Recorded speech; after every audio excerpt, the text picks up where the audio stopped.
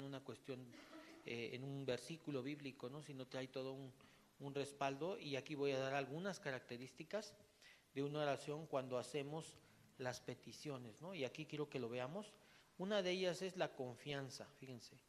Una de ellas es la confianza que nos habilita al hacer nuestras peticiones. O sea, debemos de estar plenamente confiados, ¿no? O sea, no ser personas que vamos a pensar que hoy podemos recibir, o tal vez no, o tal vez sí, o decir, bueno, yo pido, pero a ver si recibo, ¿no? Tengo que tener primeramente, tener esa certeza, aunque no es la única cuestión, ¿no? Hay quien puede manejarlo que solamente con la certeza, ¿no?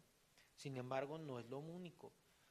Entonces, hay otro punto que habla que el poder, la majestad, la sabiduría, la santidad, no solo deben ser inspiradas, dice, y la reverencia. O sea, que esas cosas, eso no nada más nos debe de inspirar, el poder, la majestad, la sabiduría, la santidad.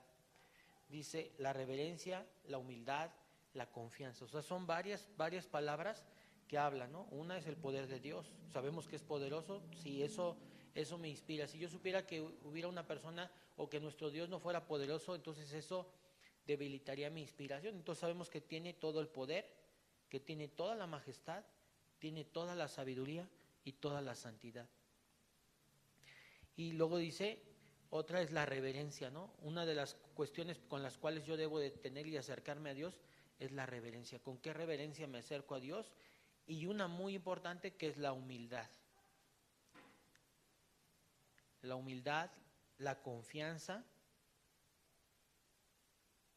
Y esta confianza nos habilita para la petición en la oración. O sea, podemos inclusive tener algunas de estas, pero una que es el eje es la confianza. Si puede ser reconocer que Dios tiene poder, majestad, sabiduría, la santidad, ¿por qué? Porque al momento que tú reconoces que Él es santo, ¿verdad? Porque no es que sepas, reconocer que Él es santo es tener esas características de reverencia, ¿no? Por decir, el pecado, cuando una persona reconoce que Él es santo, el pecado no viene deliberadamente a nuestras vidas, porque su santidad es tan grande que no tan solo la sabes, sino la reconoces, que es muy diferente, ¿no? Es como cuando tú sabes que, voy a poner un ejemplo, estamos niños y sabemos que nuestro papá se enoja con nosotros, nuestro padre natural, si nosotros hacemos algo malo, ¿no? Pero lo saben. Aún así los hijos, ¿qué hacen? Se atreven a hacer lo malo. Entonces ahí son estas partes donde tú tienes que darte cuenta. Puedes tener reverencia, ¿no? Pero si la santidad, que es el eje principal de todo esto, entonces no habría. Hay gente que puede tener una reverencia entre comillas, ¿no? O sea, llega, se puede hincar, ¿no? Inclusive, ¿no? Pero no puede estar reconociendo que Él es santo. Sabe, pero no lo reconoce. Y una manera de no reconocer que Dios es santo es continuar pecando nosotros mismos, ¿no? Entonces, esa es una de las características fundamentales. Ahora, hay otra característica, todas tienen que ver, ¿no? Todas se unen, o sea, es un conjunto de ellas. Otra de ellas es, y que es definitiva, es la confianza, ¿no? Entonces, podemos tener todas, pero si no tenemos confianza en Él, entonces puedes vivir una vida en santidad, puedes vivir una vida, ¿cómo se llama? Con la sabiduría de Dios, reconociendo que tiene su majestad, que es un gran Dios, pero ¿qué sucede? Tú, la hora de la confianza, no confías tanto en Él. Y puede tenerte parado ahí. Y puedes vivir una persona en santidad. Y por ahí puedes ver, ¿no? Inclusive que se manejan algunas doctrinas que hoy dicen que ya los milagros no existen, ¿no? Y puedes ver gente que reconoce a Dios, que busca a Dios, que santifica su vida. Pero a la hora de activar esa parte, ahí la doctrina se enchueca. Porque entonces ya no hay fe, ¿no? De que lo va a hacer. Ahora, cuando hablamos de tener esta parte de la confianza no viene en darle órdenes a Dios, ¿eh? O sea, no se habilita en ese sentido, sino en confiar, pero aún tiene Él soberanía en ese sentido, ¿no? Aún con nuestra confianza, a veces puedes decir, ay, es que yo confié tanto en Dios y no sucedió. Bueno, ahorita vamos a ver qué sucede, porque en algunos casos nos ha pasado esto, ¿no? Por la ignorancia doctrinal o a veces por la falta de habilitar nuestra confianza en Él, ¿no? Puede ser que hayan orado ustedes por alguna situación y no sucedió, ¿no? Y la gente, a veces, hay gente que hoy ora y decreta, ¿no? Y que le exige a Dios y dicen, y ahora y hoy. Hoy, no mañana, hoy. ¿Se han oído gente así? Orando, ¿no? Eso es parte de donde no reconocen la majestad de Dios y su sabiduría que está en la palabra, pues no la conocen obviamente. Eso es su sabiduría humana y sus propios conceptos, ¿no? Reverencia no hay. Una cuestión así es irreverente, ¿no? Decirle a Dios, y hoy y ahora. Entonces, ¿quién manda a Dios o yo? Eso se llama irreverencia. Humildad, pues no hay nada en una persona así, ¿no? Entonces, son esas características que tú debes de ver, que deben de estar cada día combinándose, ¿no? Y que tú puedas darte cuenta que no es en el orden que yo quiera, sino es en el orden de la Escritura, ¿no? Y bueno, vamos a ver algunas más, y yo ponía aquí características de oración y súplica, fíjense. Una oración debe ser clara, o sea, claro lo que tú quieres, ¿no? No puedes decir, ay, Señor, pues yo quiero que me vaya bien siempre, ¿no? No, a ver, ¿cuál es lo claro, no? O ¿sabes qué, Dios? Pues yo me siento mal, ¿no? No. Tienes que dar claridad a la oración de acorde a la palabra de Dios. ¿Esto qué quiere decir? Que yo voy a pedir y voy a ser claro, pero de acuerdo a la palabra de Dios. Por si yo digo, ay, no, Señor, mira, yo quisiera sacarme 1,000,000 de pesos, ¿no? Dice la Escritura que pedir para nuestras necesidades. Y ya 1,000,000 de pesos no tan solo cubre nuestras necesidades, o sea, ya estaríamos hablando de lujos, ¿no? Sin embargo, Él en su soberanía pudiera ser que alguien fuera millonario, ¿no? Pero eso es su soberanía, pero sin embargo, todo tiene un propósito en su palabra. O sea, no aparece un rico en la iglesia sin un propósito. Si tú ves en la Escritura, había ricos que aún financiaban las cuestiones de la congregación, fíjate. Tenían propósitos eternos, ¿no? Tenían propósitos divinos. Entonces, una oración clara, ¿verdad? Tengo que tener claridad acerca de lo que yo estoy haciendo, pero aparte mi claridad tiene que estar siendo confirmada ¿con qué? Con la Escritura. Si no está siendo confirmada con la Escritura, entonces yo puedo estar orando y mi oración no va a llegar ni al techo. ¿Por qué? Porque no tiene las características que la Escritura está pidiendo, ¿no? Ahora, siempre cuando yo empiece a orar y que yo quiera orar, ¿verdad? Y tenga estos puntos que acabamos de ver, ¿no? Los puntos, como dijimos, que es la humildad, la confianza, la reverencia, la santidad, la sabiduría de Dios, ¿no?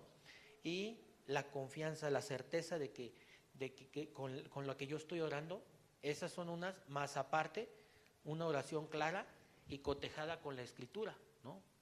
Si yo ya tengo estas cuestiones, tengo claro esa parte en mis oraciones, cuando yo estoy haciendo petición tengo que tener algo importante.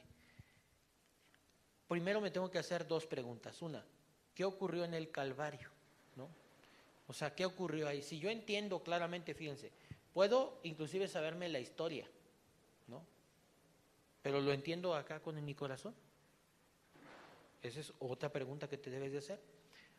Una pregunta más. ¿Cómo altera el sacrificio sustitutivo de Jesús este problema por el cual estoy pasando? O sea, por decir un ejemplo aquí. Si yo entiendo que el problema por el cual yo estoy pasando, ¿sí? Al momento que yo soy y nazco de nuevo, yo tengo que empezar a entender a través de la Escritura qué es lo que está pasando en mi vida. ¿Y eso cómo lo entiendo? A través de la Escritura. Algo que yo debo entender, que aun cuando yo nazco de nuevo, voy a seguir viviendo en problemas, voy a vivir momentos felices, voy a vivir momentos difíciles, puede venir la muerte a mí. O sea, tengo que darme cuenta de esta situación, ¿no? ¿Por qué? Porque tengo que darle un balance. ¿Por qué estoy diciendo esto, no? Porque por decir, si alguien de ustedes piensa que por ser cristiano y por haber nacido de nuevo no se va a enfermar, está equivocado. Si alguien piensa que ha nacido de nuevo y la vida va a ser feliz, ¿qué cree? Estás equivocado. ¿Por qué? Porque no estás cotejando esta línea doctrinal. De hecho, normalmente cuando piensas de esa manera, se habla de la falta de sabiduría de Dios. O dos, hablábamos ahorita de un punto que ocurrió en la cruz del Calvario. Tal vez sí sepas de manera literaria esa parte, pero no la has vivido.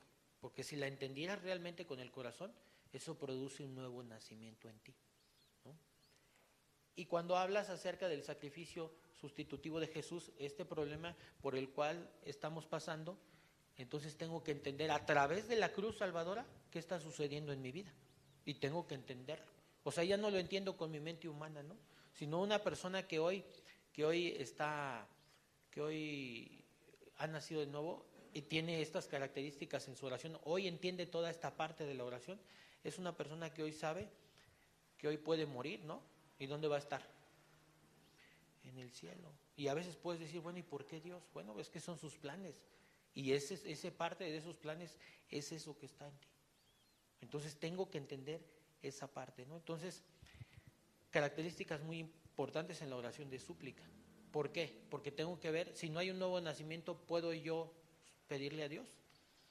La respuesta es no. La única oración que acepta Dios en ese momento es la oración de arrepentimiento y perdón por nuestros pecados.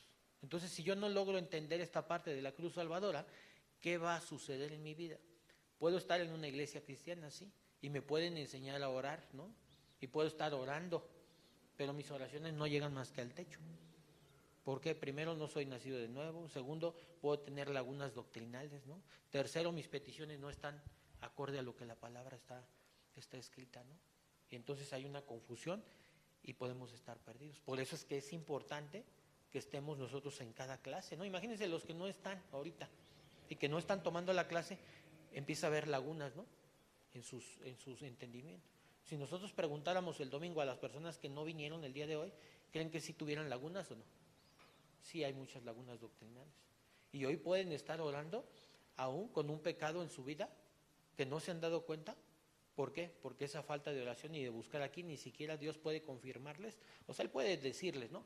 Pero no puede confirmar por parte de la ignorancia, ¿no? No hay palabra, no hay entendimiento, no hay sabiduría de Dios, no hay confianza. O sea, está endeble la enseñanza y por lo tanto no puede ser efectivo el asunto. Ahora, vamos más adelante. Cuando la persona ha entendido esta parte, ¿verdad? Entiende la parte de la cruz que ocurrió en el Calvario, todo lo que sucedió, el creyente ya es un